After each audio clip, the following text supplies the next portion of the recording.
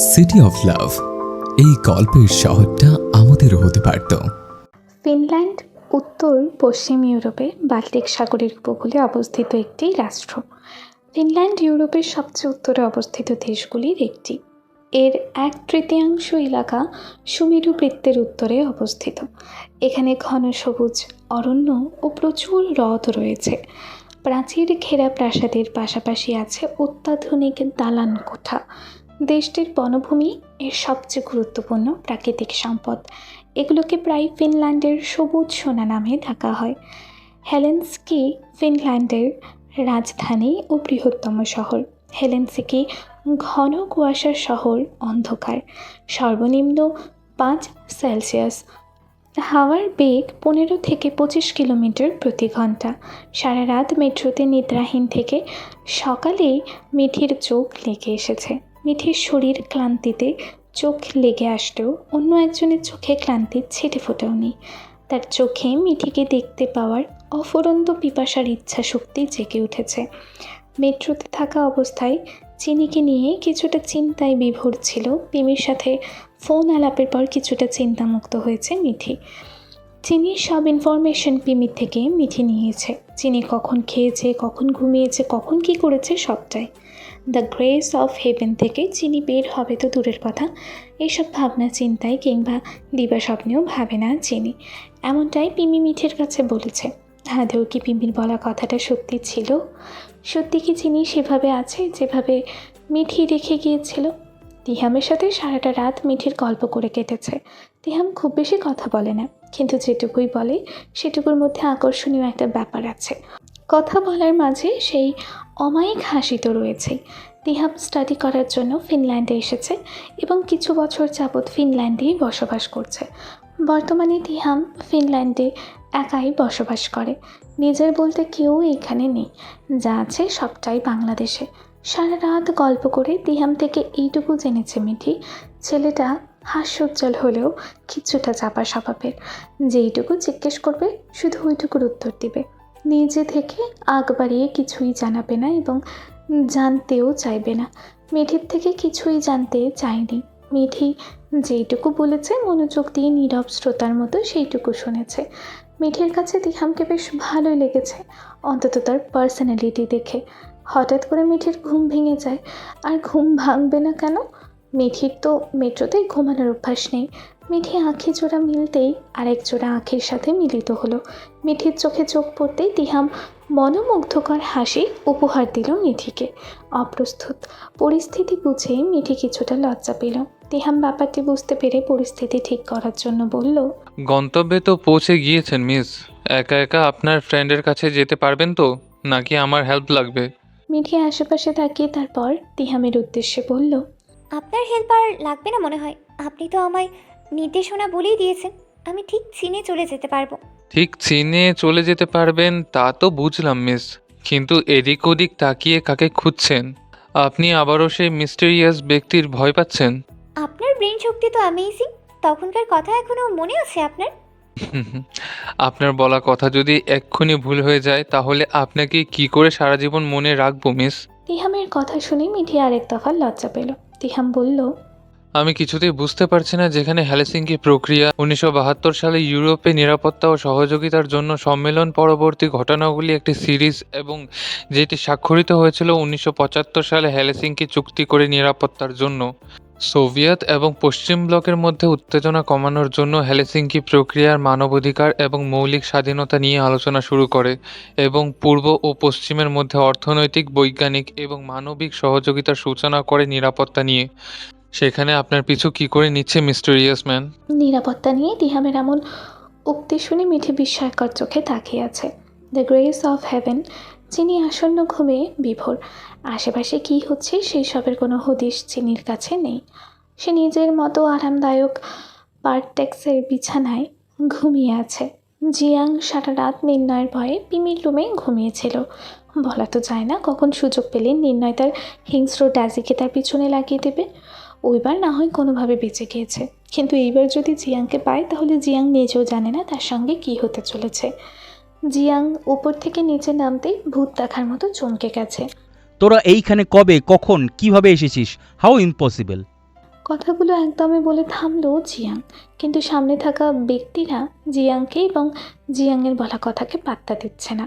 মশা মনে করে দেখে যেন দেখছেও না, এমনটা মনে হচ্ছে জিয়াংয়ের কাছে।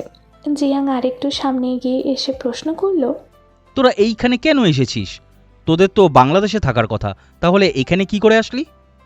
এখনও সামনে থাকা ব্যক্তিদের থেকে কোনো প্রত্যুত্তর এলো না। ওরা ওদের মতো ব্যস্ত, জিয়াংকে দেখেও যেন দেখছে না। জিয়াং এবার কিছুটা ভাব নিয়ে শার্টের হাতা ফোল্ড করে উঁচু গলায় বলল, আমার কথার জবাব দিচ্ছিস না কেন? তোদের সাহস কত বড়? তোদের এত সাহস কে দিয়েছে? কে তোদের আসতে বলেছে এবং কে তোদের আসার জন্য অনুমতি দিয়েছে? নির্ণয় সিনহা চৌধুরী বলেছে আসতে, তাহলে অনুমতি নির্ণয় সিনহা চৌধুরী দিয়েছে। শান্ত তবে স্থির কণ্ঠ, সুর শরীর কাঁপুনি ধরানোর মতো। কথাটা কর্ণপাত হতেই সবাই পিছনে ফিরল। পিছনে নির্ণয় পকেটে হাত দিয়ে সামনের দিকে মুভ করে দাঁড়িয়ে আছে। ব্ল্যাক ড্রেস অ্যাপের সঙ্গে আজ আর অন্য দিনের মতো জেল দিয়ে স্টাইল করা পরিপাটি চুল নয়, সিল্কি ঘাড় ছুঁই ছুঁই লম্বা চুল, সঙ্গে ঘাড়ে ট্যাটু দাও দৃশ্যমান। এতে যেন কয়েকগুণ সৌন্দর্য বৃদ্ধি পেয়েছে তার। বলিউডের হিরোর চেয়েও কম নয়। সবাই দৃষ্টি এখন নির্ণয়ের দিকে স্থির। জিয়াং নির্ণয়কে দেখার সাথে সাথে বার কয়েক শুষ্ক ঢোক গিলল। এতক্ষণের ভাবসাব সব 1 মিনিটে উধাও। জিয়াংয়ের পিছনে থাকা দুই ব্যক্তি সামনে এগিয়ে গিয়ে নির্ণয়ের সামনে দাঁড়ালো। দুজন ব্যক্তি একসাথে বলে উঠল, hi bro, WhatsApp? Hi bro, WhatsApp? নির্ণয় প্রত্যুত্তরে বাঁকা হেসে সামনের দিকে এগিয়ে যেতে যেতে বলল, 3 আদনান, তোদের rest time 1 hour 23 minute. Now rest time is on. এটুকু বলে নির্ণয় দ্য গ্রেস অফ হ্যাভেন থেকে বেরিয়ে পড়ল রেসিংয়ের হাইল্ড ব্র্যান্ড বাইক নিয়ে। হাইল্ড ব্র্যান্ড এবং ওলফ মুলার হচ্ছে বিশ্বের প্রথম প্রস্তুতকারক বাইক। এই ঐতিহাসিক বাইকটি পৃথিবীর প্রথম বাইক এবং এটার ইতিহাস ধরে রাখার জন্য অনেকেই বেশি দাম দিয়ে ক্রয় করে থাকেন। এই বাইকে আছে 2 স্ট্রোক 4 সিলিন্ডারের ইঞ্জিন। এটি জার্মানিতে উৎপাদিত হয় এবং বিশ্বের সেরা ব্যয়বহুল বাইকের তালিকায় এখনও শীর্ষ অবস্থান রয়েছে। নির্ণয় চলে যেতেই টিনা জিয়াং এর দিকে তাকিয়ে আদনানের উদ্দেশ্যে বলল, এতক্ষণ কুকুরের 3 নাম্বার বাচ্চার মতো কার যেন খেউ খেউ শুনলাম, এখন শুনতে পাচ্ছি না কেন? তুই কি এখন শুনতে পাচ্ছিস আদনান? না সুইটহার্ট, আমিও তো সেই কুকুরের 3 নম্বর ছানার মতনই ঘেউ ঘেউ শুনতে পাচ্ছি না। কথাটা বলেই আদনান আর টিনা জোরে জোরে হাসতে শুরু করলো। জিয়াংয়ের মুখটা এখন দেখার মতো ছিল। তোরা ভুলে যাচ্ছিস তিনা, আদনান, ফিনল্যান্ড আমার শহর। এইখানে প্রতিটা পদক্ষেপ তোদের আমাকে প্রয়োজন হবে। সুযোগের সদ্ব্যবহার আমিও করতে পারি। তাই নাকি? আদনান, তোর কাছে বারংবার ফোন করে কে যেন চিনির পিক চেয়েছিল, এটা কি ব্রোর কান অব্দি গিয়ে পৌঁছায়নি? না, এখনও তো কেউ ছোঁচায়নি সেই খবর। টিনা, তুই চাইলে নিগর ব্রো কাছে খবরটা পৌঁছে দিতে পারিস। জিয়াং ওদের কথা শুনতে পাওয়া মাত্র হাসি মুখে আদনান আর টিনার উদ্দেশ্যে বলল, আরে তোরা সিরিয়াস হয়ে যাচ্ছিস কেন? আমি তো জাস্ট মজা করছি তোদের নিয়ে। আমার কত প্ল্যান আছে। এই রুমে রেস্ট নিতে যাবি তো? চল তোদের রুম দিয়ে আমি আসি, বিকেলে অনেক আড্ডা হবে। জিয়াং মনে মনে ভাবল এখন চুপ থাকাই ভালো, পরে এই দুটাকে দেখে নিব। টিনা আর আদনান হাসতে হাসতে দুজন চোখ চাওয়াচাওয়ি করে বলল, হ্যাঁ, এখন রেস্ট নেই, তারপর ব্রোর কথা মতো কাজে লেগে পড়তে হবে। বলেই দুজন হাসি মুখে রুমের উদ্দেশ্যে চলে গেল। জিয়াং দাঁড়িয়ে দুইজনের যাওয়ার দিকে তাকিয়ে বলল, ছোট্ট থেকেই বাংলাদেশের ভয়ঙ্কর হিংস্র মির্জাফরের সাথে থাকছি, আমাদের জন্য দয়ামায়া হয় না কখনো। আর অন্যদিকে ফিনল্যান্ড 2 জন ব্রিটিশ নিয়ে এসে হাজির করেছে। এইসব নিয়ে বিড়বিড় করতে করতে নিজের রুমের উদ্দেশ্যে অগ্রসর হলো। জিয়াং রুমে প্রবেশ করতেই নিজের বিছানায় ঘুমন্ত অবস্থায় চিনির মতো কাউকে নিজের রুমে আবিষ্কার করলো। ভয়ে বার কয়েক ঢোক গিলে বলল, did this girl come to this house to get me kill by Ansi? Chinchin, my beautiful sister, please try to understand. Ansi জানতে পারলে প্রাণে মেরে দিবে আমায়। Crazy boy, crazy girl, please get out of here my room. জিয়াংয়ের এইসব বেহুদা কথা শুনে নুসরাত আদো আদো পলকের চোখ ঝাপটালো। এই পাশ থেকে ওপাশ হতেই জিয়াংয়ের মুখোমুখি নুসরাত। রুমে অপরিচিত মুখ আবিষ্কার বুঝতে পেরে নুসরাত সেকেন্ডের মধ্যে বিছানা থেকে উঠে বসল।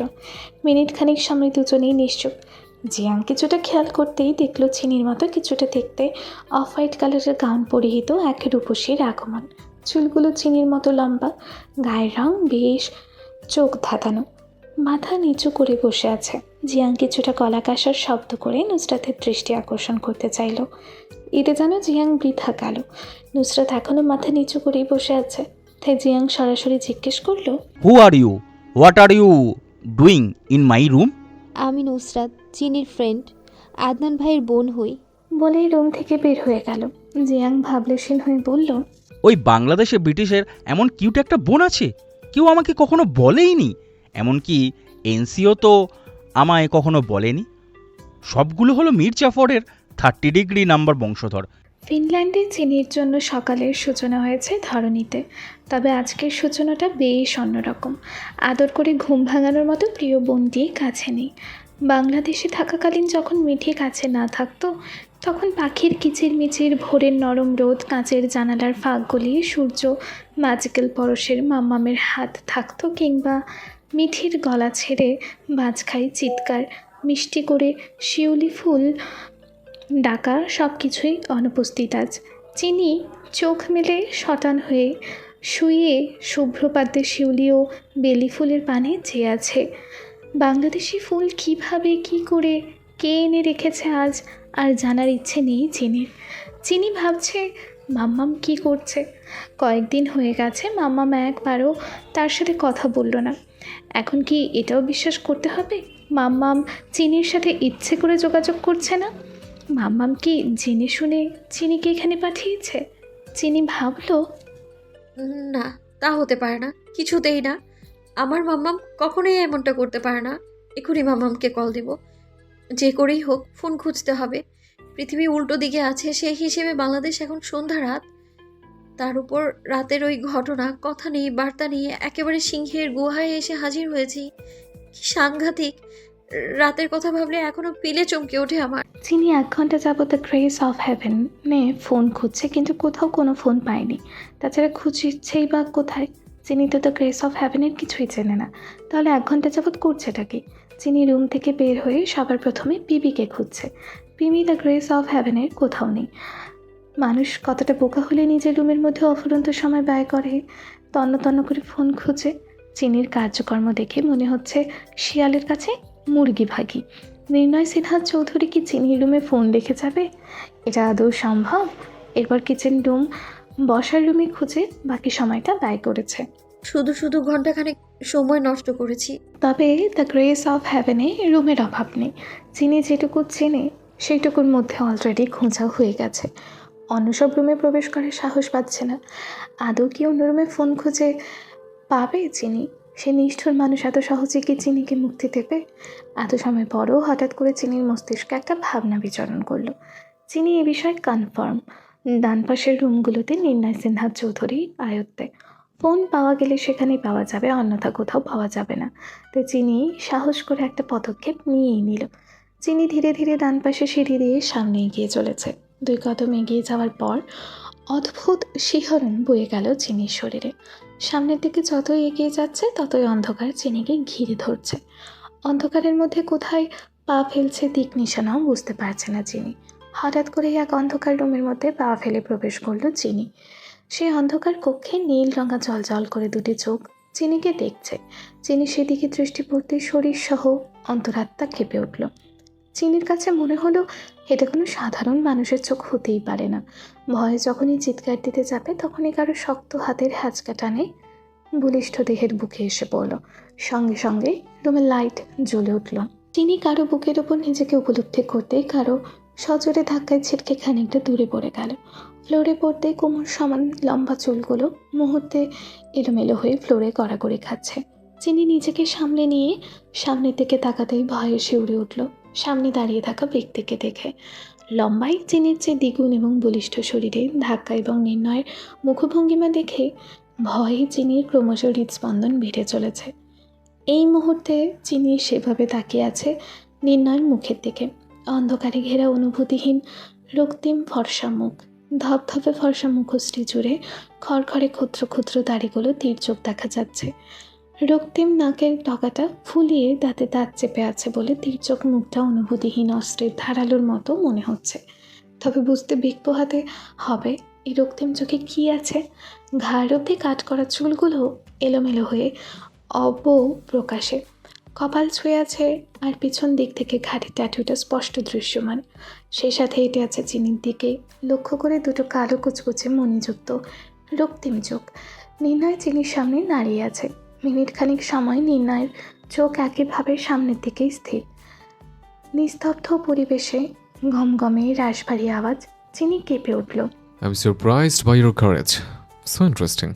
কথাটা বলেই নির্ণয় এর ক্ষুদ্র হাসি ঠোঁটের কোণে খেলে গেল। চিনি নির্ণয়ের এমন ভয়ঙ্কর রূপ থেকে পালানোর প্রস্তুতি নেওয়ার কথা ভাবতেই কারো হ্যাচকা টানে দাঁড়িয়ে গেল। সেকেন্ডের ব্যবধানে 5 আঙুলে ব্ল্যাক ট্যাটু বিশিষ্ট হাত দিয়ে চিনির 2 গাল চেপে ধরে দেয়ালের সঙ্গে আটকে ফেলল। হিংস্র সিংহের মতো হুঙ্কার দিয়ে বলল, আহনা কুঞ্জ চৌধুরী মেয়ে, তুই এটা প্রমাণ করার জন্য আমার রুমে প্রবেশ করেছিস? তোর সেন্টিমেন্টেড কোয়ালিটি জাস্ট অ্যামেজিং। নির্ণয়ের হুঙ্কারে দ্য গ্রেস অফ হ্যাভেন কেঁপে উঠল। চিনি অশ্রুসিক্ত নয়নে মাথা তুলিয়ে না বলল, কিন্তু চিনির বিনা বাক্যহীন উত্তর নির্ণয়কে শান্ত করার জন্য যথেষ্ট ছিল না। নির্ণয়ের রাগে উত্তাপে চোখগুলো যেন সেই রঙে নিজেকে রাঙিয়ে তুলেছে, ধীরে ধীরে রক্তিম বর্ণ ধারণ করেছে। নির্ণয় চিনির কানের অতি নিকটে ঠোঁট নিয়ে হিসিয়ে বলল, সেদিনের পর এখন অবধি তোকে বাঁচিয়ে রেখেছি। ফার্স্ট অ্যান্ড লাস্ট রিজন হলো নির্ণয় সিনহা চৌধুরী। এর অন্যথা তোর বেঁচে থাকার কোনো কারণ নেই। আই রিপিট, আমি ছাড়া তোর কোনো অস্তিত্ব নেই। চিনির পুরো শরীর কাঁপুনি দিয়ে উঠেছে। ভয়ে ক্রমশই বার কয়েক ঢোক গেল। অনবরত চোখ দিয়ে লাগামহীন অশ্রু করছে। চিনির এক মুহূর্তের জন্য মনে হচ্ছে ও 8 বছর আগে নির্ণয়ের সামনে দাঁড়িয়ে আছে। নির্ণয়ের অপ্রত্যাশিত এইরূপ কর্মকাণ্ড দেখে ডাজির মতো হিংস্র প্রাণী ভয়ে রুমের এক কোণায় চুপটি করে বসে আছে নিরুপায় হয়ে। চিনি গাল লাল হয়ে ব্যথার উত্তাপ ক্রমশ বেড়ে চলেছে, কিন্তু নির্ণয়ের ব্ল্যাক ট্যাটু বিশিষ্ট শক্ত হাতের বাঁধনের কাছে চিনির ফুলের পাপড়ির মতো 2টি গাল অসহায়। মিনিট খানিক সময় পর নির্ণয় চিনির গাল থেকে হাত সরিয়ে বলল, তোকে যদি নেক্সট টাইম আমার পারমিশন ছাড়া কিছু করতে দেখি, তাহলে কেউ তোর অস্তিত্ব খুঁজে পাবে না, এমনকি অহনা কুঞ্জ চৌধুরীও না, শুধু নির্ণয় সিনহা চৌধুরী ব্যতীত। শান্ত নিষ্প্রভ কণ্ঠস্বর, তবে কথার মাঝে আটকে আছে কঠোর আদেশ। বলেই চিনির হাত টেনে বাহিরে বের করে দিল। চিনি শক্ত হাতের বাঁধন থেকে ছাড়া পেতে রুমের বাহিরের ফ্লোরে ছিটকে পড়ে গেল। চিনিকে নিচে পড়তে দেখে নুসরাত দৌড়ে এসে চিনিকে জড়িয়ে ধরল। চিনি নুসরাতকে সামনে পেতেই মনের ভেতর সব অভিমান প্রকাশ করতে শুরু করলো। চিনি বাচ্চাদের মতো জোরে জোরে কান্না করে বলছে, নুসরাত জানিস, নিলয় ভাই আমার মেরেছে। ভাগ্যিস আপু নেই, নয়তো আজ আমার আপুর গায়েও হাত তুলতো। আমি ভুলেই গিয়েছিলাম যে সম্পত্তির এবং 18 বছর বয়সে এমপির পদ পেতে পুরো নির্ণয় কুঞ্জের উপর রিভলভার ধরতে পারে, সে আর কি করতে পারবে না। কান্নার হেঁচকির জন্য পুরো কথাটা সম্পূর্ণ করতে পারল না। তবে সেই অন্ধকার কক্ষে থেকে কিছু অনাকাঙ্ক্ষিত শব্দ ভেসে এলো। It is your destiny my future. আদৌ কি সেই রক্তিম বর্ণের নিষ্ঠুরতর মানব চিনির অভিমানে ঘেরা অভিযোগগুলো শুনেছে?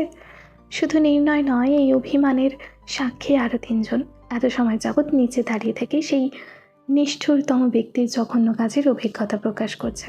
সেই 3 জন কিন্তু কারো সাহস হয়নি উপরে যাওয়ার।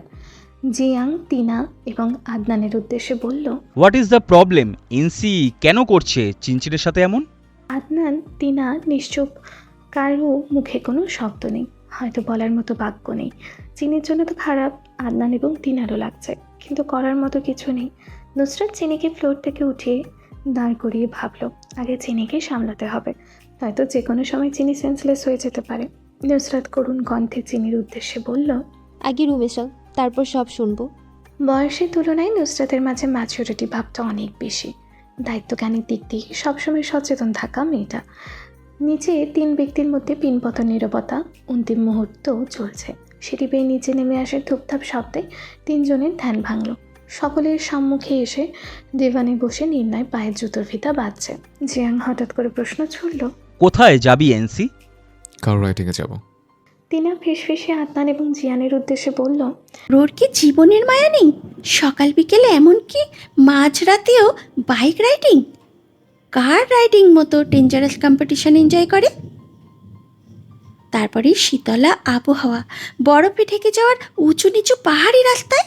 আদনানও টিনার মতো ফিসফিসিয়ে বলল, সিরিয়াসলি, বাইক রাইডিং কিংবা কার রাইডিংয়ের মতো ডেঞ্জারাস গেম কখনো এনজয় করার মতো প্ল্যাটফর্ম হয় বুঝি? টিনা আর আদনানের বাইক রাইডিং কিংবা কার রাইডিং নিয়ে প্রবল কৌতূহল ও উচ্ছ্বাসের বহিঃপ্রকাশ দেখে জিয়াং সবার উদ্দেশ্যে উচ্চ কণ্ঠেই বলে উঠল, তোরা তো জানিস না, I am famous and dangerous bike BS car rider. Are you kidding me? Are you kidding me? No, I am serious. Tina আর আদনান একবার নির্ণয়ের দিকে আর একবার জিয়াংয়ের দিকে তাকাচ্ছে। নির্ণয় নির্বিকারে নিজের কাজে ব্যস্ত। আদৌ সবটা নির্ণয়ের কান অব্দি পৌঁছেছে কিনা বোঝা মুশকিল। জিয়াং নিজের প্রশংসায় পঞ্চমুখ হয়ে আবারও বলতে শুরু করলো, ফিনল্যান্ডে আন্তর্জাতিক বাইক রেসিং কম্পিটিশনে আমিও এনসির সঙ্গে পার্টিসিপেট করছি। জিয়াংয়ের ননস্টপ কথা শেষ হওয়ার আগে নির্ণয় ভ্রুকুচকে বিরক্তিকর মুখভঙ্গি বানিয়ে বলল, yes, he is the best and dangerous bike rider, I know. তুই যেন কত নম্বর উইনার হয়েছিলি? নির্ণয়ের মুখে জিয়াংয়ের প্রশংসা শুনে জিয়াং খুশিতে আপ্লুত হয়ে বলল। 20 নাম্বার। নির্ণয় দ্বিতীয়বারের মতো জিয়াংয়ের প্রশ্ন করল, ফিনল্যান্ডে আন্তর্জাতিক কম্পিটিশন প্ল্যাটফর্মে জয়েন হয়েছে কতজন? 20 রাইডার। কেন, তুই জানিস না? জিয়াং কথাটা শেষ হওয়ার আগেই টিনা আদনানের দ্য গ্রেস অফ হ্যাভেন কাঁপানো হাসি ভেসে এলো। জিয়াং হাসির শব্দ শুনে ওদের দিকে ফিরতেই দোতলার করিডোর চোখে পৌঁছালো। নুসরাতও টিনা এবং আদনানের সাথে দলবদ্ধ হয়ে উপরে দাঁড়িয়ে হাসছে। জিয়াং মিনিট খানিক সময়ের মধ্যেই বোকা বনে গেল। জিয়াং ব্যাপারটা বোধগম্য হতে খানিকটা সময় লেগেছে। নুসরাত পানির গ্লাস হাতে নিয়ে হাসতে হাসতে চিনির রুমে প্রবেশ করলো। হঠাৎ করে চিনির কান্না থেমে গেল নুসরাতকে এমনভাবে হাসতে দেখে। চিনি কপাল কুঁচকে বলল, আমি কান্না করছি আর তুই এভাবে হাসছিস? আরে আমি তোর কান্না দেখে হাসছি না, তাহলে কেন হাসছিস? আগে পানিটা খেয়ে নে, তারপর বলছি কেন হাসছি। তুই শুনলে তুইও হাসবি। কথাটা বলেই নুসরাত আবারও হাসতে শুরু করলো। জিয়াংয়ের এত সব প্রশংসা সব কিছু যেন 1 মিনিটে ফিনিশ হয়ে গেল।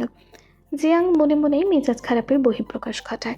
আদনান নির্ণয়কে প্রশ্ন করলো, why are you and the game bro? Bike and car racing very রিক্স ইউর লাইফ। নির্ণয় তির্যক হাসলো। কাঁধ দুটো সামান্য উপরে তুলে বাঁকা হেসে ভাবলেশীন মুখে বলল, I know, but riding is very amazing game. এটা আমার পেশা না, বাট দিস ইজ মাই নেশা। জিয়াং মনে মনে বলল, নিজে তো মরবে না, সবসময় আমাকে মারার প্ল্যান করবে। কবে যেন এই হতচ্ছাড়ার জন্য আমি মরে যাই। জিয়াং আকাশ পাতাল ভাবনার মাঝে নির্ণয় বলল, জিয়াং, আমার সাথে চল। নির্ণয়ের কথা শেষ হতেই জিয়াং বুকে হাত রেখে বলতে শুরু করলো, রাত থেকে শরীরটা কেমন যেন লাগছে, মাথা ব্যথা, শ্বাস নিতে পারছি না। এখন তো আবার বুকে ব্যথা করছে মনে হচ্ছে, হার্ট অ্যাটাক করব। পানি পানি দেখে ও আমায়। জিয়াং এইরকম অভিনয় করতে করতে কাউচে শুয়ে পড়ল। নির্ণয় বিরক্ত হয়ে ভ্রুকুচকে বলল, ভালো মানুষের মতো সোজা হয়ে দাঁড়িয়ে যা। বাকি রোগ অ্যান্ড অসুস্থতার কথা গাড়িতে বসে শুনবো। Stretcher, wheel chair, oxygen cylinder দিয়ে যদি তোকে নিয়ে যেতে হয় তাহলে তোকে নিয়ে যাব। নির্ণয়ের কথা শুনে জিয়াং শোয়া থেকে উঠে দাঁড়ালো প্যাঁচার মতো মুখ করে। অন্যদিকে টিনা আর আদনান ঠোঁট টিপে হাসছে। নির্ণয় দ্রুতগতিতে দ্য গ্রেস অফ হ্যাভেন থেকে হনহন করে বেরিয়ে গেল। The grace of heaven. চিনির হেঁচকে তোলা অনবরত কান্না কিছুক্ষণের জন্য বিরতি নিয়েছে। নুসরাত তার হাতে থাকা গ্লাসটি চিনির মুখের সামনে বাড়িয়ে দিল। চিনি নুসরাতের হাত থেকে গ্লাসটি নিয়ে ঢকঢক করে পানিটুকু খেয়ে গ্লাসটা খালি করে নুসরাতের হাতে দিল। মিনিট খানিক সময় নিয়ে দীর্ঘশ্বাস ছেড়ে নুসরাতের দিকে জিজ্ঞাসা দৃষ্টিতে তাকালো চিনি। নুসরাত বলল, আরে আরে, এভাবে তাকিয়ে আছিস কেন? তাকিয়ে থাকবো না তো কি করব? এভাবে না হেসে আবার বল হাসির কারণ কি? নুসরাত চিনির পাশে বসে জিয়াংয়ের বোকামির কাহিনীগুলো বলছে আর হাসছে। চিনি পুরো ঘটনা শুনে নুসরাতের সঙ্গে তালে তাল মিলিয়ে হেসে ফেলল। চিনি হাসি থামিয়ে মাথার মধ্যে কুণ্ডলি পাকানো হাজারো চিন্তায় মগ্ন হয়ে অন্যদিকে তাকিয়ে আনমনে বলে ফেলল, আমি তো মনে করেছি ওই রাক্ষসটা আবার কি যেন করেছে। রাক্ষসকে? নির্ণয় ভাইয়া। মাম্মাম ছোটবেলায় ঠিকই বলেছে উনি রাক্ষস। নির্ণয় ভাইয়ার কাছে যাওয়া মানে নিজেকে রাক্ষসের হাতে তুলে দেয়া। তোর নির্ণয় ভাইয়ার বিহেভিয়ার এত ভয়ঙ্কর কেন চিনি? আমার তো ভয়ে হাত পা ঠান্ডা হয়ে যাচ্ছে। আমি আগে জানলে ফিনল্যান্ডে আসার কথা স্বপ্নেও ভাবতাম না। আমি জানতাম না কি নির্ণয় ভাইয়া ফিনল্যান্ডে আছে। তোর নির্ণয় ভাইয়ের looks very different. Hair style, কথা বলার স্টাইল, বডি ফিটনেস, মানুষটা দেখতে একেবারেই অন্যরকম। টকটকে গৌরবর্ণ, শরীরের গঠনমূলক দিক ভিন্ন ধাঁচের, চেহারা এবং সব কিছুতে ফিনল্যান্ডের ছাপ স্পষ্ট।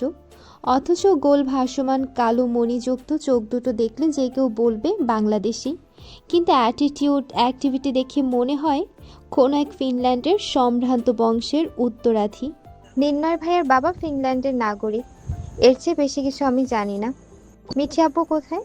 মিঠি আপু তো তোর সাথেই এসেছে। নুসরাতের প্রশ্নে চিনি কান্না মিশ্রিত কণ্ঠে বলল, মিঠি আপু হেলসিঙ্কি শহরে গেছে, 2 দিন হয়েছে। এখনো পর্যন্ত আপুর কোনো হদিস পাইনি। পিমি খুঁজে পাচ্ছি না পিমিকে। পিমিও নিরুদ্দেশ। মাম্মামের সাথে যোগাযোগ করার উপায় নেই। সব কিছুর ঊর্ধ্বে আমার মনে হয় আমি দ্য গ্রেস অফ হেভেনের গোলক ধাঁধায় আটকে পড়ে গেছি। নুসরাত আশ্চর্য নয়নে চিনির দিকে তাকিয়ে আছে।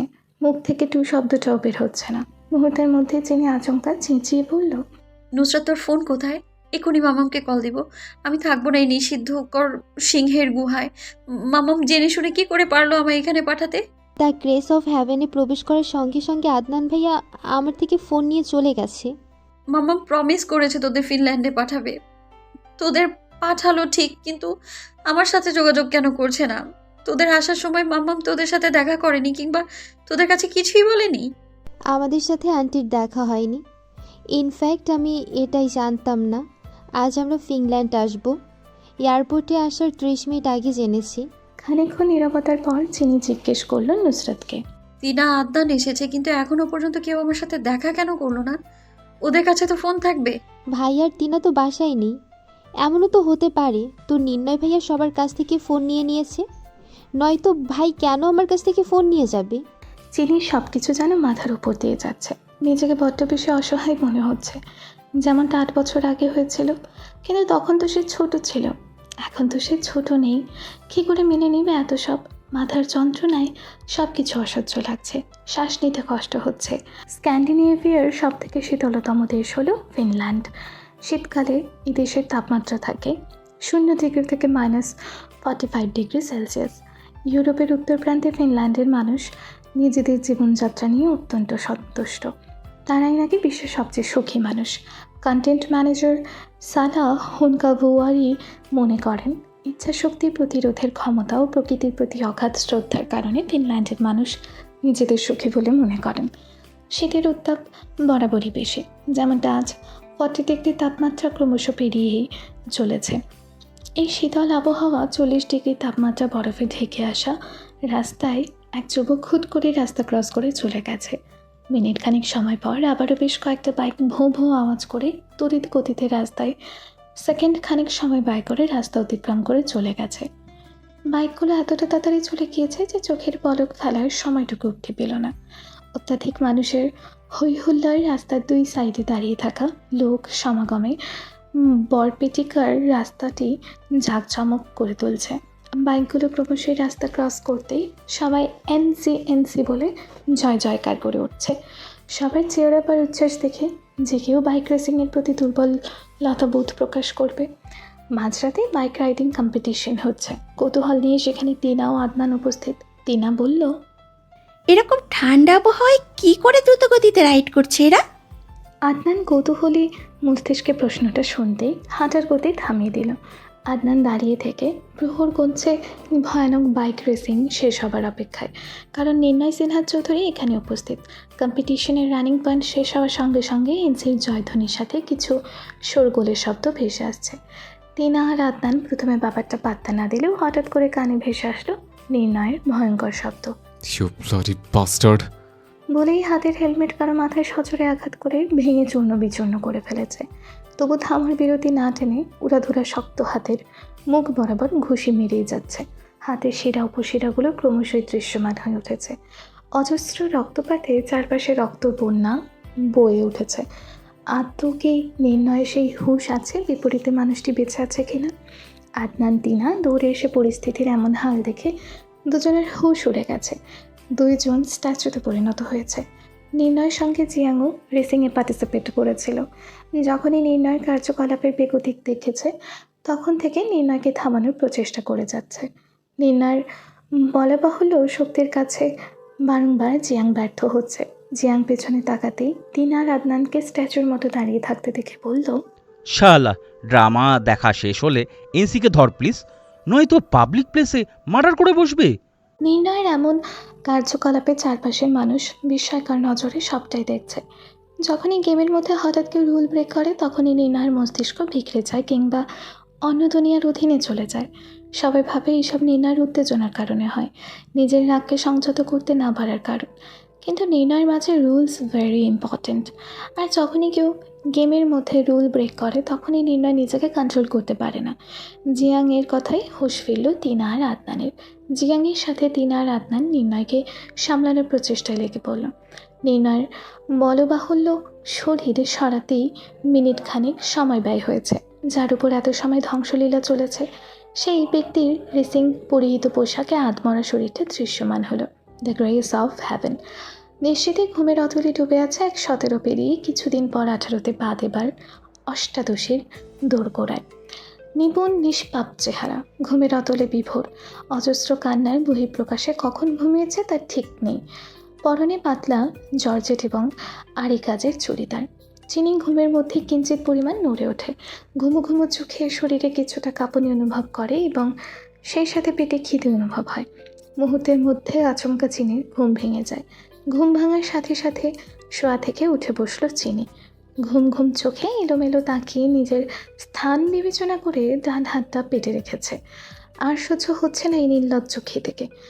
রাতে অনেকবার নুসরাত ডিনার করার কথা বলেছে, কিন্তু নির্ণয় ভাইয়ার ওপর রাগ করে নিজের সাথে নিপুণ মনোবাসনা স্থাপন করেছে। নির্ণয় ভাইয়ার বাসার একটা দানাও মুখে দিবে না। তবে ক্ষুধা কি সেই মনোবাসনা বোঝে? পেট পূজা সবচেয়ে বড় পূজা। চিনি আর সহ্য করতে না পেরে দ্রুত গতিতে কক্ষ থেকে বের হয়ে সিঁড়ি দিয়ে নামছে। চিনি সামনের দিকে তাকাতেই কালো ছায়ার মতো কিছু একটা দেখে ভয়ে আতঙ্কে ওঠে। চিনি কিছু একটা ভেবেই আর একটু সামনে এগিয়ে যেতেই মিনিটখানেক টাইম লাগলো বুঝতে। কিচেনে নির্ণয় ভাইয়া কিছুক্ষণ আগে ভূত ভেবে যতটা ভয় পেয়েছে তার থেকে দ্বিগুণ ভয় এখন নির্ণয়কে দেখে পাচ্ছে। নির্ণয় পরনে কালো হুডি এবং কালো ট্রাউজার, হাতের ট্যাটুগুলো দৃশ্যমান। মুহূর্তেই চিনি নির্ণয় রুমে সেই ভয়ঙ্কর কথা ভাবতেই হাজারো ভয় মনে হানা দিচ্ছে। খেতে ভুলে যেই মুহূর্তে চিনি পালাতে যাবে তখনই অনুভূতিহীন গম্ভীর কণ্ঠে ভেসে এলো, জায়গা থেকে এক পা নড়বি না, দিস ইজ মাই অর্ডার। চিনি ভয়ে ভয়ে স্থির হয়ে দাঁড়ালো। বার কয়েক শুষ্ক ঢোক গেল। নির্ণয় নিজের মুভমেন্ট চেঞ্জ করে পকেটে হাত দিয়ে চিনির দিকে তাকালো। নির্ণয় ভ্রু কুচকে কপালটা সূক্ষ্ম ভাঁজ করে বলল, আমায় দেখে পালাচ্ছিলি কেন? চিনি ভয়ে নিশ্চুপ হয়ে আছে। শরীর খানিক সেকেন্ড পর পর কাঁপুনি দিচ্ছে। তবে এটা শীতের উত্তাপে নাকি ভয়ে বোঝা দেয়। নির্ণয় শুষ্ক নজরে চিনিকে ভালো করে লক্ষ্য করতেই দেখতে পেল চিনির চোখগুলো লাল হয়ে ফুলে আছে, লম্বা চুলগুলো এলোমেলো, কেবলই নিস্তব্ধতায় চেহারাটা শুকিয়ে আছে। কয়েক ঘন্টার মধ্যে গাল দুটোতে 5 আঙুলের শক্ত হাতের ছাপ দেখা যাচ্ছে। নরম তুলতুলে আদুরে গালে রক্ত জমে ফর্সা গালটা মুহূর্তেই লাল বর্ণ ধারণ করেছে। নির্ণয়ের ভিতরে কেমন যেন যন্ত্রণা অনুভব হচ্ছে চিনির বিভীষিকাময় অবস্থা দেখে। নির্ণয় বলল, চিনি, আমার কাছে আয়, মারব না তোকে। নির্ণয়ের মুখে 8 বছর পর চিনির নামটা শুনে চিনির হৃদস্পন্দন বেড়ে গেল। অষ্টাদশীর কাছে এই অনুভূতির নাম বড্ড বেশি অজানা। কিছু একটা শক্ত টান অনুভব করলো চিনি। নির্ণয় কথাটা সম্পূর্ণ হওয়ার সাথে সাথে চিনি বাধ্য মেয়ের মতো নির্ণয়ের কথা অনুযায়ী নির্ণয়ের সামনে এসে দাঁড়ালো। নির্ণয়ের মনে হলো সে 8 বছরের আগে চিনিকে দেখছে, যার বয়স ছিল 10 বছর। ঠিক এমনভাবেই নির্ণয়ের দিকে নির্দেশনা অনুযায়ী চলত এবং মানত। নির্ণয় সেটা মনে করেই ঠোঁটের কোণে হাসি খেলে গেল। পর মুহূর্তে চিনির উদ্দেশ্যে বলল, প্যারিস এবং কফি আছে, খেয়ে নে। নির্ণয়ের ভয়ে আর পেটের ক্ষুধায় চিনি প্যারিসের দিকে তাকিয়ে কিছু একটা ভাবতে নির্ণয় বলে উঠল, প্যারিসে মাশরুম নেই? কথাটা চিনির কর্ণপাত হতেই তড়িৎ গতিতে নির্ণয়ের চোখের দিকে জিজ্ঞাসা দৃষ্টিতে তাকালো। নির্ণয় ব্যাপারটা বুঝতে পারা মাত্র একগাল হেসে চলে যাচ্ছে। মাশরুমে চিনির অ্যালার্জি ছোট থেকেই, কিন্তু এটাতে 2 জন ব্যক্তি ছাড়া অন্য কেউ জানে না, এমনকি মিঠিও নয়। তাহলে নির্ণয় ভাইয়া কী করে জানলো? অহনাকুঞ্জ চৌধুরী কখনো নির্ণয় কুঞ্জে মাশরুম অ্যালাউ কিংবা নিয়ে আসতে দেয়নি, তাই চিনির কখনোই খাওয়া হয় না। সুতরাং চিনির এই রোগ সম্পর্কে কেউ জানেও না। চিনি এত কিছু না ভেবে চেয়ার টেনে বসে যেতেই পুরো রুমের দিকে তাকিয়ে নির্ণয়ের দিকে তাকাতেই দেখতে পেল নির্ণয় সিঁড়ির সামনে গিয়ে কী যেন ভেবে চিনির দিকে তাকালো। আবার দুজোড়া নয়ন একত্রে হতেই চিনির হৃদস্পন্দনে উপস্থিত অনুভব করলো। চিনির চোখ অন্যদিকে সরিয়ে নির্ণয়ের উদ্দেশ্যে বলল, আমি একা থাকতে পারবো, ভয় করছে না আমার। তুই কি করে বুঝলে আমি তোর ভয় পাওয়ার কথা ভেবে দাঁড়িয়ে গেছে? চিনি কিছুটা অবাক হলো। চিনি মনে মনে ভাবছে, আমি কি করে বুঝলাম? আমি ভয় পাবো ভেবে নির্ণয় ভাইয়া দাঁড়িয়ে গেছে। নির্ণয় সিঁড়ি দিয়ে উঠে যেতে যেতে বলল, প্যারেসটা পুরো শেষ করে উঠবে। নির্ণয় কথা শেষ হতেই চিনি বলে উঠল, আসছে আমায় আদর দেখাতে। কথাটা নির্ণয় কান অব্দি পৌঁছাতেই পা ঝোড়া থেমে গেছে। ভ্রু কুচকে চিনির দিকে ফিরে বলল, আমি তো জানতাম না তুই এত বড় হয়ে গেছিস, কোনটা আদর এটাও চিনে ফেলেছিস। চিনি ভয়ে ঠক গিলল। মিঠি যখন চিনিকে বকা দিত, এর কিছুক্ষণ পর যখন চিনির রাগ অভিমান ভাঙাতে আসতো, ঠিক তখনই চিনি মিঠিকে বলতো হাসছে আবার আদর দেখাতে। আজও ঠিক তেমনটা হয়েছে। চিনির মুখ ফসকে কথাটা বের হয়ে গেছে। চিনির খাওয়া শেষ করা অবধি নির্ণয় সিঁড়িতেই দাঁড়িয়েছিল। চিনি রুমে গিয়ে দরজা অফ করার সঙ্গে সঙ্গে কিছু প্রতিধ্বনি শোনা গেল। I am waiting for your special day. ইউরোপের উত্তর প্রান্তে ফিনল্যান্ডের মানুষ নিজেদের জীবনযাত্রা নিয়ে অত্যন্ত সন্তুষ্ট। তারাই নাকি বিশ্বের সবচেয়ে সুখী মানুষ। কন্টেন্ট ম্যানেজার সালা হোনকুয়াভারি মনে করেন ইচ্ছাশক্তি, প্রতিরোধের ক্ষমতা ও প্রকৃতির প্রতি অগাধ শ্রদ্ধার কারণে ফিনল্যান্ডের মানুষ নিজেদের সুখী বলে মনে করেন। সেই সঙ্গে সুস্বাদু খাদ্যও রয়েছে। সালা হোনকুয়াভারি সপরিবারে লেকের ধারে বসে খাওয়া দাওয়া করেন। সন্ধ্যায় স্যামন মাছ ও কয়লার চুলোয় শেখা সবজি খাওয়া হচ্ছে। এটাই এদেশের নিত্যদিনের চলন। আকান ইয়েফি হ্রদ ফিনল্যান্ডের একেবারে উত্তরে ল্যাপল্যান্ড অঞ্চলে অবস্থিত। এই প্রত্যেক পরিবারের কাছে জায়গাটি স্বপ্নের মতো। সালা বলেন, এই টিলা আমার খুবই পছন্দের। এই নিঃস্বর্গ আমার আত্মা ছুঁয়ে যায়। চূড়ার উপর দাঁড়ালেই বিস্তীর্ণ প্রান্তর দেখতে পায়। নিজেকে ওতে ক্ষুদ্র ও তুচ্ছ মনে হয়। তাই তো ফিনল্যান্ড সুখী দেশ। দেখতে দেখতে 3-4 দিন পেরিয়ে গেছে। মিঠি হেলসিঙ্কি শহরে আছে। মাথা ভর্তি টেনশন, আশেপাশে উটকো ঝামেলা, সব মিলিয়ে মিঠির নাজেহাল অবস্থা। মিঠির মনে হাজারখানে প্রশ্ন বাসা বেঁধেছে। হঠাৎ করে হেলসিঙ্কি শহর থেকে ফিনল্যান্ড মেইন টেলিগ্রাফে পৌঁছানোর metro rail of taxi over Finland main টেলিগ্রাফে যেতে রাজি হচ্ছে না। হেলসিঙ্কি আসার পথে মেট্রোতে ঘন্টার পর ঘন্টা বসে থাকা, এটা কি করে বিশ্বের সুখী দেশ হতে পারে? মিঠি এটাই ভেবে পাচ্ছে না। তারপর সেই মিস্টেরিয়াস ব্যক্তি পিছু নেওয়া এবং সর্বপ্রথম ও সর্বশেষ মাম্মামের সাথে যোগাযোগ করতে না পারা, সব কিছুই কি মিরাক্কেল? মিঠির মাথার প্রশ্নগুলো বারংবার ঘুরপাক খাচ্ছে। নিজেকে বড্ড বেশি অসহায় লাগছে। বারংবার মস্তিষ্কে একটা কথা বিচরণ করছে। মিঠি মেইন পয়েন্টে বড় ধরনের ব্ল্যান্ডার করে ফেলেছে। মিঠি 2 হাত দিয়ে নিজের মাথা চেপে ধরে বসে আছে। মিঠি কী করে পারলো এত বড় ভুল করতে? মুহূর্তেই মিঠির মাথায় চিনিকে দিয়ে আসা ফোনের কথা মনে পড়ল। হেলসিঙ্কি আসার আগে মিঠি পিমিকে না দেখে চিনির কাছে একটি ফোন দিয়ে এসেছে। মিঠি ভাবছে, আমি তো চিনিকে বলে এসেছি যে কোনো সমস্যার সম্মুখীন হলে সাথে সাথে আমাকে কল দিবি। ফোনে এদেশে সিম দেওয়া আছে, শুধু পিমিকে বারণ করেছিলাম বলতে। মিঠি সঙ্গে সঙ্গে চিনির দেওয়া ফোন নাম্বারে কল করে যাচ্ছে। রীতিমতো কলের আনসার হিসেবে ফোন সুইচড অফ বলছে। শতবার প্রচেষ্টার পর এক আনসার বারংবার আসাতে মিঠি বিরক্ত হয়ে বলে উঠল, একটা গাধারামকে দিয়ে এসেছিলাম ফোন, যে বাংলাদেশে থাকতে নিজের ফোনের খবর রাখতে পারে না। সে আমার দেওয়া ফোনের খোঁজ খবর রাখবে কি করে? কিছু বললেই বলবে ভুলে গেছি, মনে থাকে না। The grace of heaven. ফিনল্যান্ডের অন্ধকার পেরিয়ে নগদিগন্তের সূচনা হয় ধরণীতে। এক নতুন সকালের সূচনা হয়েছে, যেখানে বাংলাদেশের মতো পাখির কিচিরমিচির সুর নেই, সূর্যের আলো নেই, সকল অনুভবের কোলাহল নেই।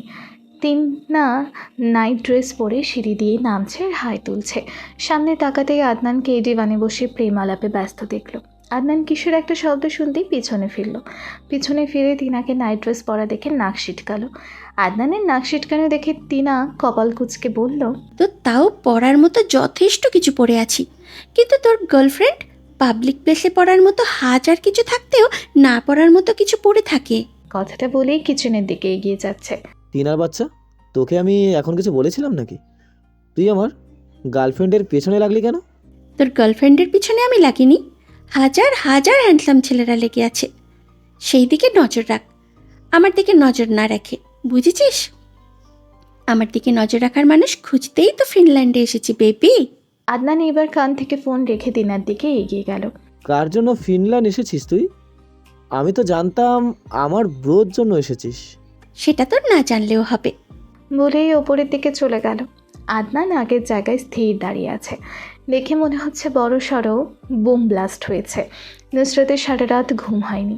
এই পাশ থেকে ওপাশ, ওপাশ থেকে এই পাশ করে নির্ঘুম রাত কাটিয়েছে। বাংলাদেশের সাথে প্রায় ঘন্টার ব্যবধান ফিনল্যান্ডের। নুসরত আর শুয়ে থাকতে পারছে না। নিজের ওপর বিরক্ত হয়ে এবার বিছানা থেকে উঠে বসলো। ডান পাশে তাকাতেই চিনিকে নিশ্চিন্তে ঘুমাতে দেখল। মেয়েটা সপ্তাহ 2-1-এর মধ্যে ফিনল্যান্ডের সঙ্গে বেশ মানিয়ে নিয়েছে। দিব্যি কী সুন্দর ঘুমাচ্ছে। কাল রাতে কি কান্নাটাই না করেছে, এমনকি রাতের ডিনারটা পর্যন্ত করেনি। নুসরত ড্রেসের ওপর শীতের পোশাক পরে নিচে যাওয়ার সিদ্ধান্ত নিল। নুসরত করিডোরে দাঁড়িয়ে চারপাশে তাকাতেই জিয়াংয়ের দেখা মিলল। জিয়াংয়ের পরিপাটি রূপ দেখে মনে হচ্ছে সে নুসরতের জন্য অপেক্ষা করছে। নুসরত জিয়াংকে দেখা মাত্র মাথা নত করে দাঁড়িয়ে আছে। জিয়াং নুসরতের কিছুটা সামনে এগিয়ে গিয়ে বলল, hi, I am Jiang, the famous boy. জিয়াংয়ের কথা শুনতেই নুসরত অপ্রস্তুত হয়ে নিজের হাত কচলাচ্ছে। নুসরত অপ্রস্তুত হতে দেখে জিয়াং বলল, don't panic, I am free with every one. Nusrat নিশ্চুপ। নুসরতের কাছ থেকে কোনো প্রত্যুত্তর আসলো না। জিয়াং ফের বলতে শুরু করলো, তোমার মনে নেই কাল আমার রুমে আমাদের দেখা হয়েছিল? নুসরত এখনও নিশ্চুপ। এবার জিয়াং এর কিছুটা অপমান বোধ হলো। তারপরও আবারও নুসরতের উদ্দেশ্যে বলল, তোমার সাথে ফেস টু ফেস আলাপ হয়নি, তাই আলাপ করতে এসছি। কথাটা বলেই হাসি দিয়ে নুসরতের উত্তরের আশায় তাকিয়ে আছে। তবে নুসরতের ভাবভঙ্গিমা বিন্দুমাত্র পরিবর্তন হলো না, পূর্বের স্থানেই স্থির।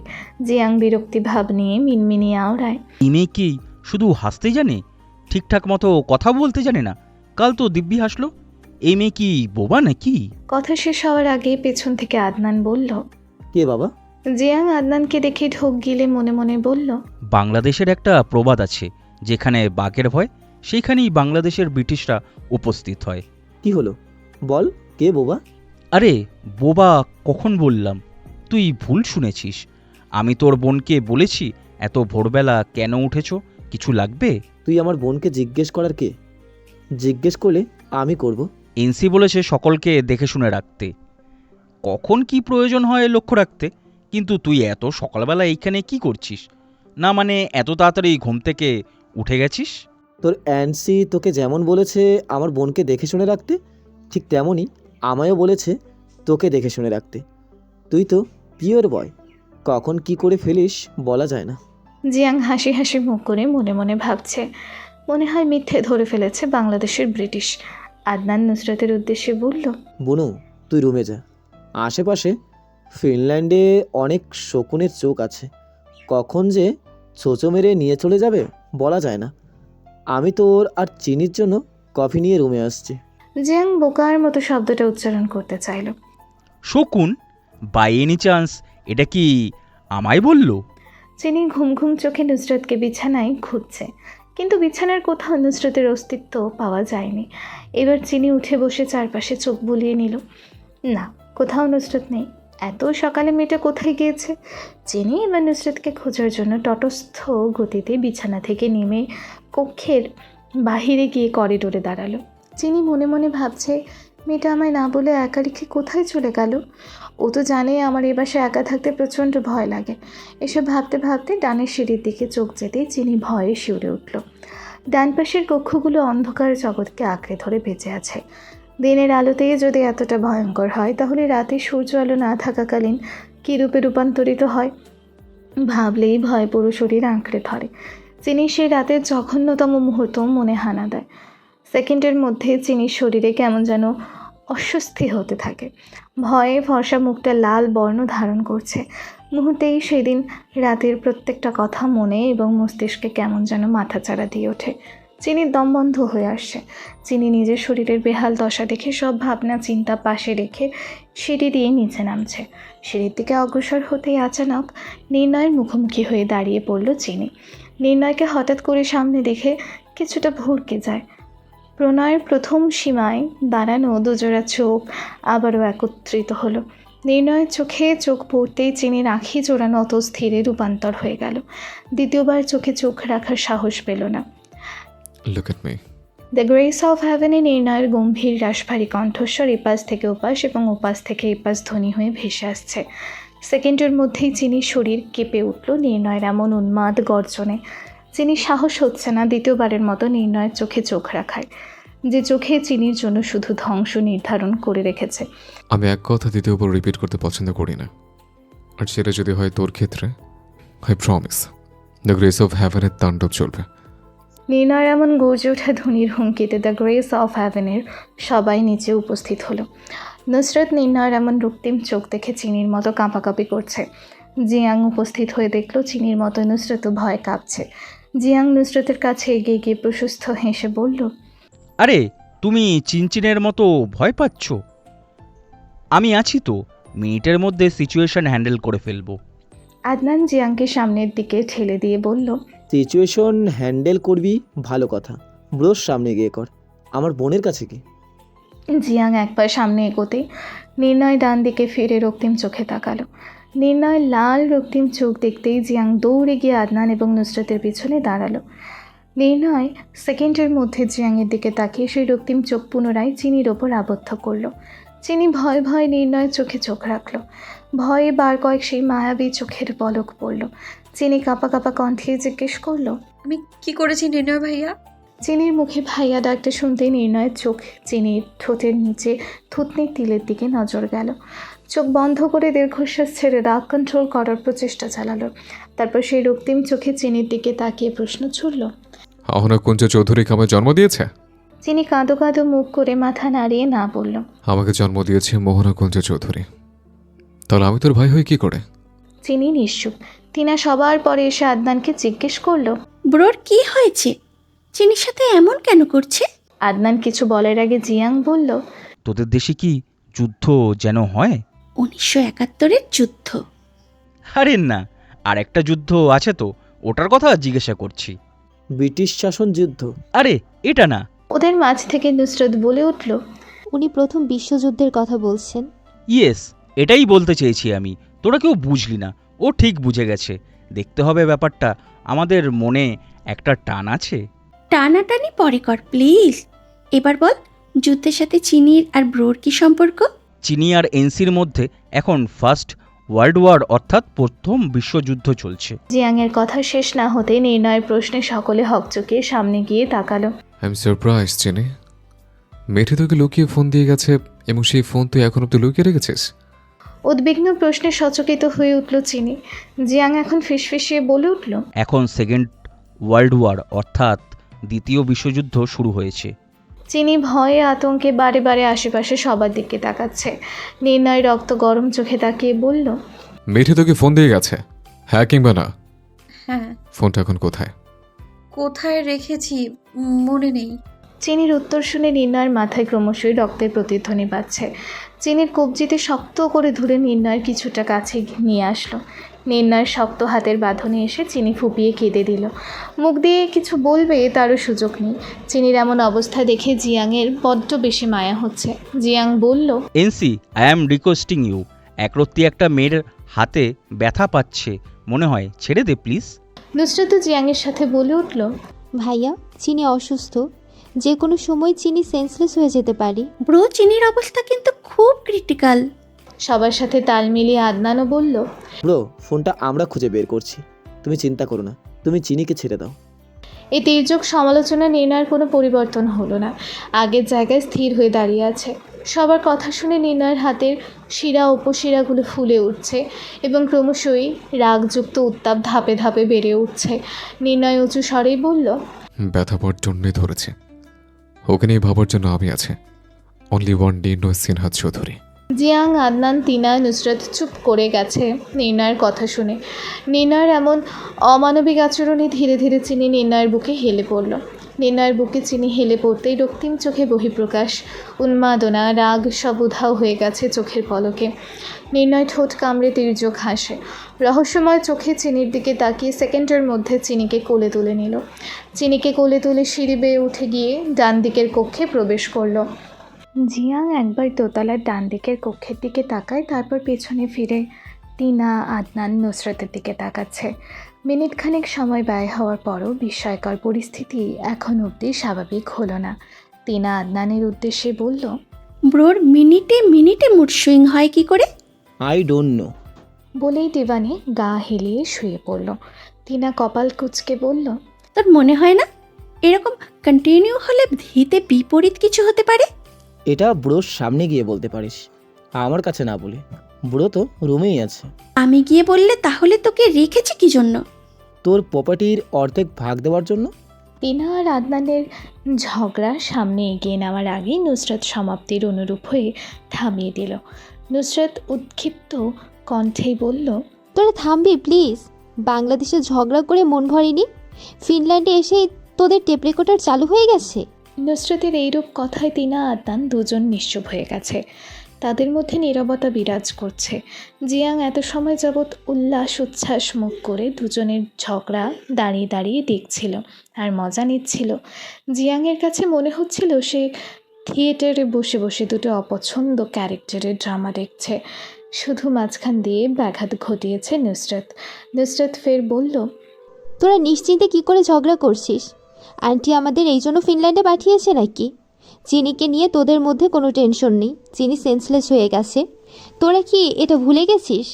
চিনি মেল ফোবিয়াতে আক্রান্ত, চিনির মানসিক অবস্থা ভালো না, ক্রিটিক্যাল সিচুয়েশনে আছে, যে কোনো সময় ট্রমার মধ্যে চলে যেতে পারি। টিনা এবং আদনানের মাঝে এখনও নীরবতা বিরাজমান। তবে জিয়াং মুখ ফসকেই বলে ফেলল, আমাদের আন্টি কেন নিয়ে আসবে? নিয়ে তো এসেছে অ্যান্সি। জিয়াং পুরো কথা শেষ করার আগেই টিনা জিয়াংয়ের দিকে চোখ রাঙিয়ে তাকাতেই জিয়াং চুপ হয়ে গেছে। জিয়াংয়ের এইরূপ কথা শুনে নুসরাত জিজ্ঞেস করল, এনসিকে আমাদের তো অহনা আন্টি পাঠিয়েছে, তাই না ভাইয়া?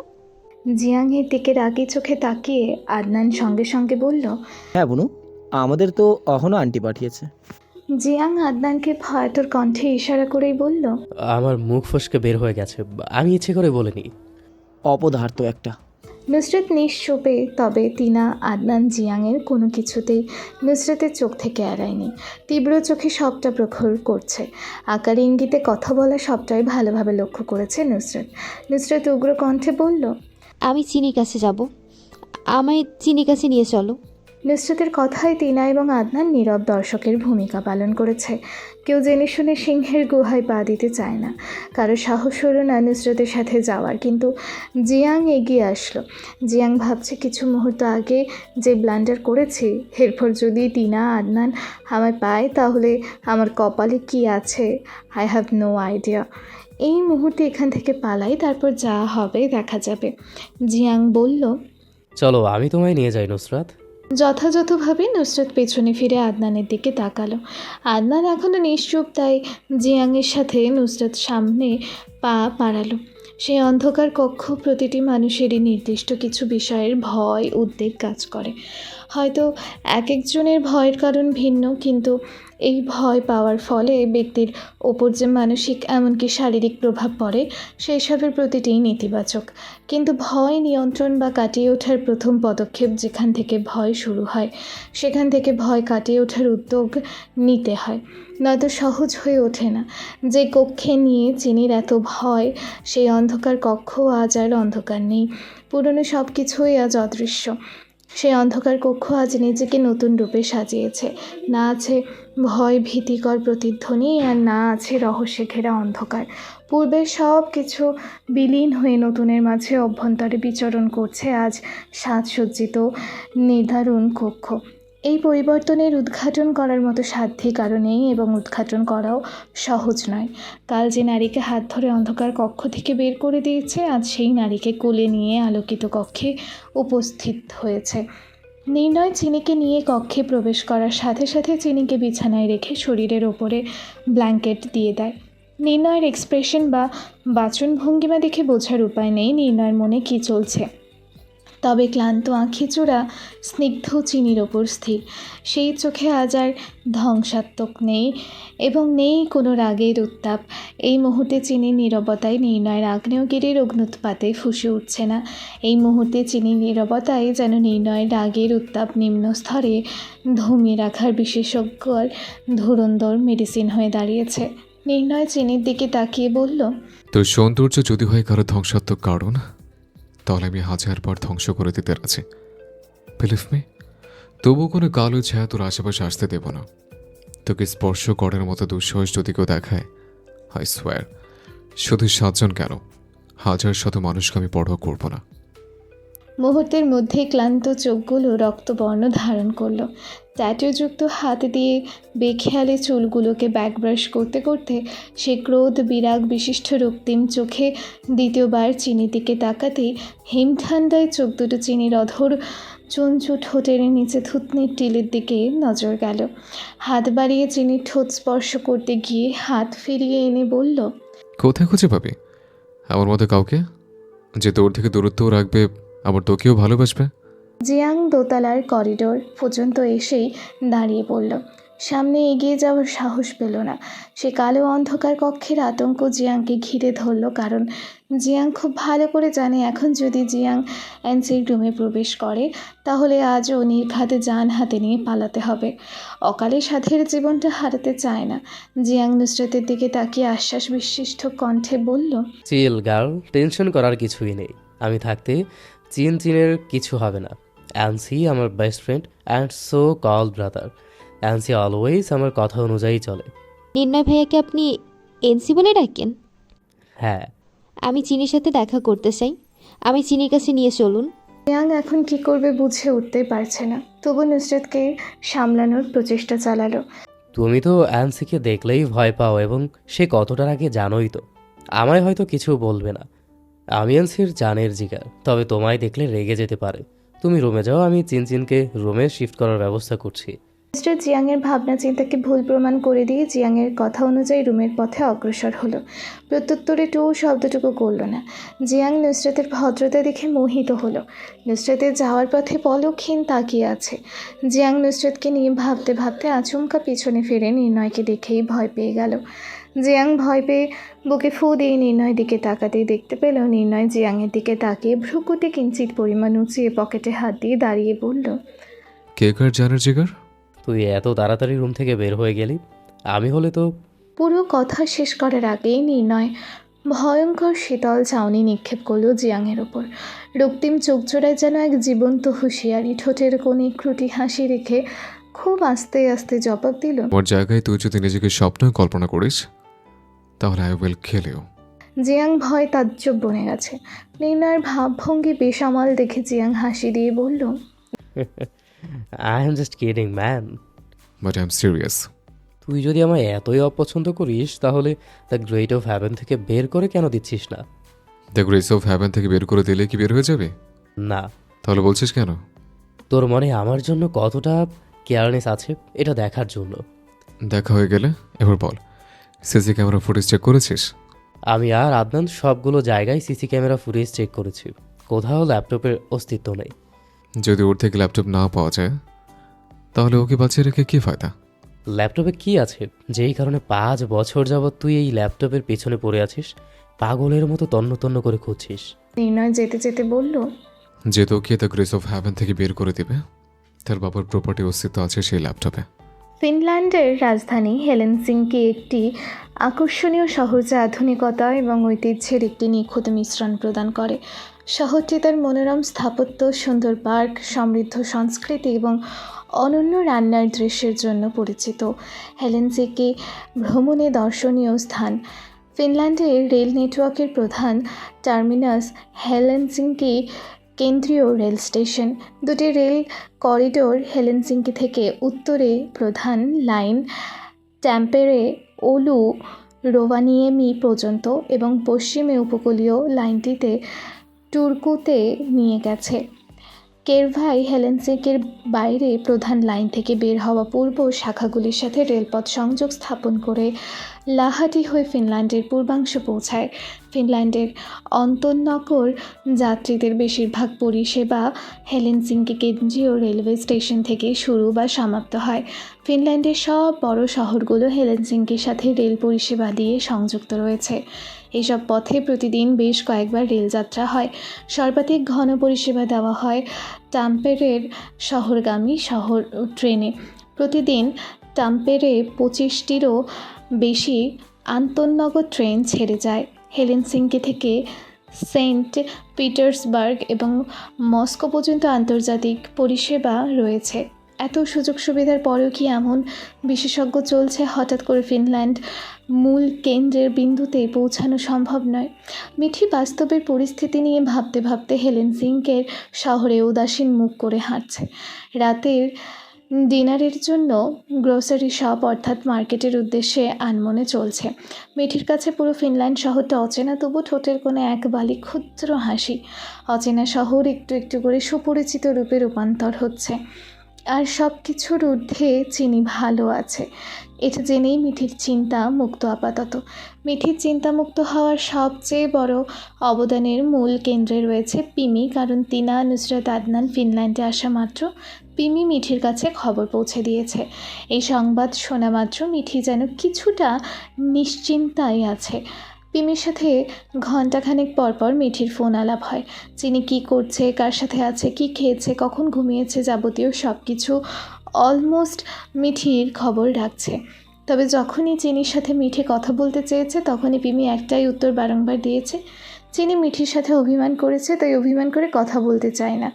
চিনির এই অভিমান ভাঙবে মিঠি যখন স্বয়ং নিজে চিনির সামনে হাজির হবে। ছোট থেকে মিঠি যখনই চিনিকে রেখে কলেজ ক্যাম্পে, ট্যুরে কিংবা পিকনিকে যেত তখনই গাল ফুলিয়ে অভিমান করে চিনি বসে থাকতো। ঠিক এমনটাই ভাবছে মিঠি। আদৌ কি মিঠি জানে তার ছোট শিউলি ফুল কেমন আছে, কতটা ভালো আছে? একরাশ বিভ্রান্তকর মন আর নিজের করা বোকামিতে বিরক্ত হয়ে দ্রুত হাঁটতে কারোর সাথে ধাক্কা খেয়ে বেখেয়ালিভাবে পড়ে যাওয়ার আগেই এক আগন্তুকের হাতের স্পর্শে মিঠির শরীরের ব্যালেন্স পূর্বের ন্যায় স্থির হলো। ভয়ে বন্ধ করা আঁখি জোড়া মেলে তাকাতেই সেই সুপরিচিত চেনা চশমা পরিহিত চোখে চোখ পড়ল। আবারও সেই স্নিগ্ধ চেহারার হাস্যোজ্জ্বল অমায়িক হাসি। মিঠি সময়ের ব্যবধানে কিছুটা ভ্যাবাচাকা খেয়ে গেল। এই যে শুনছো মাই প্রিয় শ্রোতা বন্ধুরা, তোমরা শুনছো সিটি অফ লাভ প্রেরিত প্রেমে সিক্ত গল্প। আর আমাদের সাথে পথ চলতে do like, comments and share. আর সাবস্ক্রাইব করতে কিন্তু একদম ভুলবে না।